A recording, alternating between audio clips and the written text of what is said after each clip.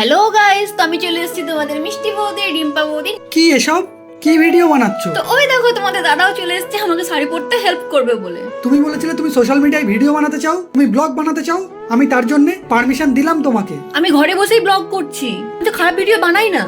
গঙ্গায় স্নান করতে গিয়ে ওখানে সবার সামনে শাড়ি চেঞ্জ করতে হয়, সেটা খুব ভালো। আমার মনে হয় না আমি খারাপ কিছু করছি।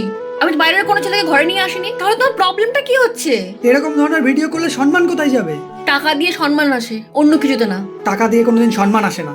তো তোমার ভিডিও করতে হবে না, কোনো ইনকাম করার দরকার নেই। আমরা যেমন আছি ভালো আছি। তুমি ভালো আছো, আমি ভালো নেই। ভালো থাকার জন্য টাকার দরকার, আর আমি ঘরে বসে সেটা করছি। তুমি বেশি করে টাকা ইনকাম করে নিয়ে আসো, ব্যাস আমি আর ভিডিও করব না। আর যদি নিয়ে আসতে না পারো আমি ভিডিও করব।